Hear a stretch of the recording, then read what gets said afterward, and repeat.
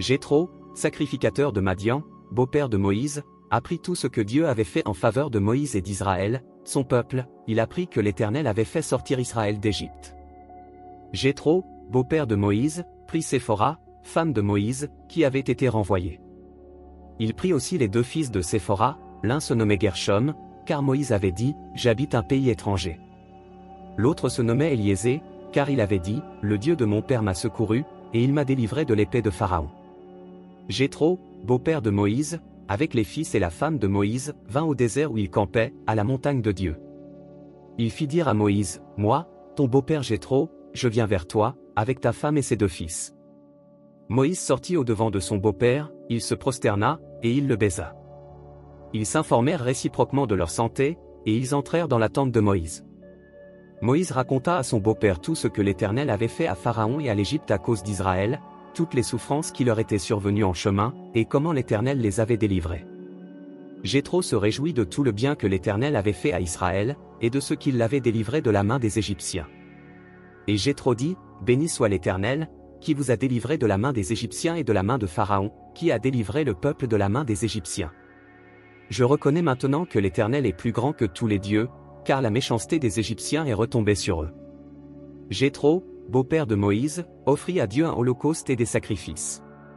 Aaron et tous les anciens d'Israël vinrent participer au repas avec le beau-père de Moïse, en présence de Dieu. Le lendemain, Moïse s'assit pour juger le peuple, et le peuple se tint devant lui depuis le matin jusqu'au soir. Le beau-père de Moïse vit tout ce qu'il faisait pour le peuple, et il dit, « Que fais-tu là avec ce peuple? Pourquoi sièges-tu seul, et tout le peuple se tient-il devant toi, depuis le matin jusqu'au soir ?» Moïse répondit à son beau-père, « C'est que le peuple vient à moi pour consulter Dieu. Quand ils ont quelque affaire, ils viennent à moi, je prononce entre eux, et je fais connaître les ordonnances de Dieu et ses lois. » Le beau-père de Moïse lui dit, « Ce que tu fais n'est pas bien. Tu t'épuiseras toi-même, et tu épuiseras ce peuple qui est avec toi, car la chose est au-dessus de tes forces, tu ne pourras pas y suffire seul. Maintenant écoute ma voix, je vais te donner un conseil, et que Dieu soit avec toi. Sois l'interprète du peuple auprès de Dieu, et porte les affaires devant Dieu. Enseigne-leur les ordonnances et les lois, et fais-leur connaître le chemin qu'ils doivent suivre, et ce qu'ils doivent faire. Choisis parmi tout le peuple des hommes capables, craignant Dieu, des hommes intègres, ennemis de la cupidité, établis-les sur eux comme chefs de 1000, chefs de 100, chefs de 50 et chefs de 10. Qu'ils jugent le peuple en tout temps, qu'ils portent devant toi toutes les affaires importantes, et qu'ils prononcent eux-mêmes sur les petites causes. Allège ta charge, et qu'ils la portent avec toi.